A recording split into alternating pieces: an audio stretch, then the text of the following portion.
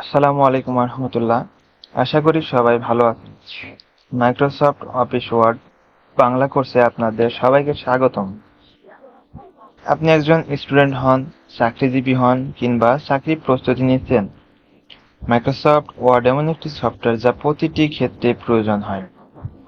যেমন আমাদের দৈনন্দিন জীবনের অ্যাসাইনমেন্ট তৈরি, রিপোর্ট লেখা, আবেদনপত্র তৈরি করা, ভিজুয়াল ডকুমেন্ট তৈরি করা কিংবা একটি সুন্দর সিভি তৈরি, সব ক্ষেত্রেই মাইক্রোসফট ওয়ার্ডের গুরুত্বপূর্ণ ভূমিকা পালন করে।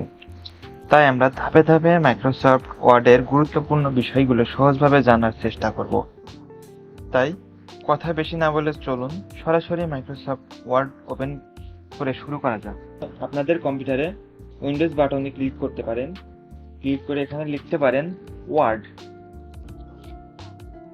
ওয়ার্ড লিখলে আপনাদের সামনে মাইক্রোসফট অফিস ওয়ার্ড চলে আসবে।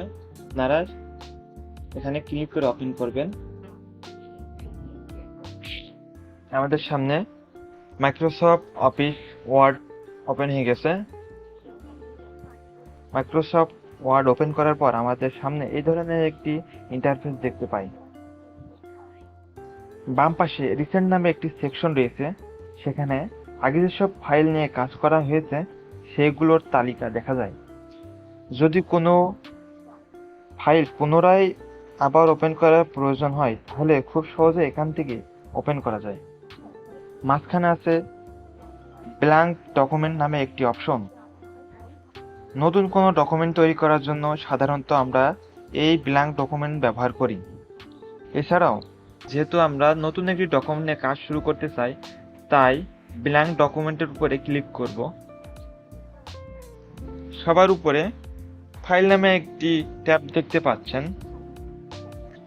মাইক্রোসফট ওয়ার্ডের সবচেয়ে গুরুত্বপূর্ণ ট্যাবগুলোর মধ্যে এটি একটি। চলুন ফাইল ট্যাবে ক্লিক করা যাক। ফাইল ট্যাবে প্রবেশ করার পর বাম পাশে বেশ কিছু অপশন দেখতে পাবেন। প্রথমে রয়েছে ইনফরমেশন, তারপরে রয়েছে নিউ। নতুন কোনো ডকুমেন্ট তৈরি করার জন্য এই অপশন ব্যবহার করা হয়। নতুন একটি ব্ল্যাঙ্ক ডকুমেন্ট দেখাচ্ছি। আমরা ব্ল্যাঙ্ক ডকুমেন্ট তাহলে ক্লিক করব। আমাদের একটি নতুন ব্ল্যাঙ্ক ডকুমেন্ট তৈরি হয়ে গেছে এবং তারপরে আছে ওপেন। আগে থেকে সংরক্ষণ করা কোনো ডকুমেন্ট আবার ওপেন করার জন্য ওপেন ব্যবহার করা হয়। আমরা যদি এর আগে অতীতে কোনো কাজ করে থাকি, সেই ফাইলটি পুনরায় আবার আমরা ওপেন করতে চাই, তাহলে আমরা ওপেন বাটনে ক্লিক করে আমরা আমাদের প্রয়োজনীয় ফাইলটা ওপেন করতে পারি। যেমন আমরা এখান থেকে ওপেন বাটনে ক্লিক করে আমার প্রয়োজনীয় ফাইলটা আমি ওপেন করব। তারপরে রয়েছে সেভ। কাজ করার সময় ডকুমেন্ট সংরক্ষণ করার জন্য সেভ ব্যবহার করা হয়। আমরা যদি এই ডকুমেন্টটা সেভ করতে চাই তাহলে আমরা ফাইল থেকে এসে সেভে ক্লিক করতে হবে, তাহলে আমাদের ফাইলটা সেভ হয়ে যাবে। এরপরে আছে সেভ অ্যাজ। যদি প্রথমবার কোনো ফাইল সংরক্ষণ করতে চান অথবা অন্য কোনো নামে সংরক্ষণ করতে চান তাহলে সেভ অ্যাজ ব্যবহার করতে পারেন। যেমন আমরা এই ফাইলটা প্রথমবার সেভ করতে চাচ্ছি, বা আমরা এই ফাইলটা অন্য নামে সেভ করতে চাচ্ছি বা অন্য ফরম্যাটে সেভ করতে চাচ্ছি। যেমন আমরা এখান থেকে সেভ অ্যাজে আসবো। আসার পরে আমরা এখান থেকে ওয়ার্ড ডকুমেন্টে সেভ করতে পারি এবং পাশাপাশি আমরা পিডিএফ বা অনেকগুলো অপশন আছে এখানে, সেইভাবে আমরা সেভ করতে পারি। আমরা এখান থেকে আমরা ফাইল নেমটা পরিবর্তন করে অন্য যে কোনো নাম দিতে পারি, দিয়ে সেই নাম আমরা সেভ করতে পারি।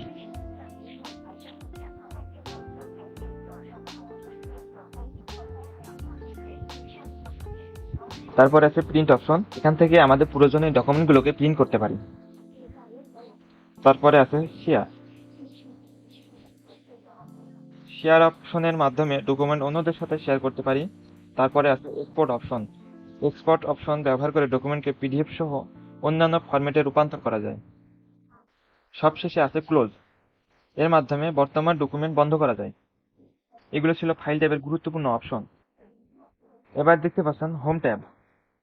মাইক্রোসফট ওয়ার্ডের সবচেয়ে বেশি ব্যবহৃত ট্যাব হলো হোম ট্যাব। এখানে ক্লিপবোর্ড, ফন্ট, প্যারাগ্রাফ, স্টাইল এবং এডিটিং নামে বিভিন্ন গ্রুপ রয়েছে।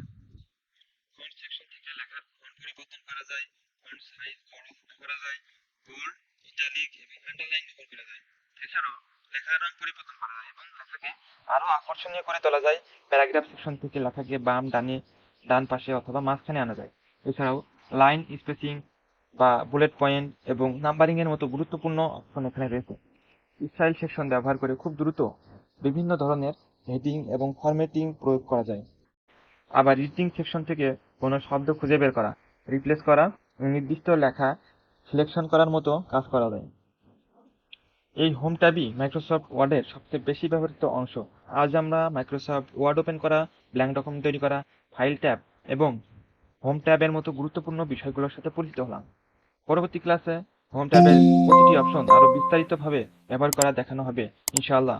ভালো লাগলে একটি লাইক দিতে পারেন, আপনার মতামত কমেন্টের মাধ্যমে জানাতে পারেন এবং পরবর্তী ক্লাসগুলো দেখতে চ্যানেলটি সাবস্ক্রাইব করে রাখতে পারেন।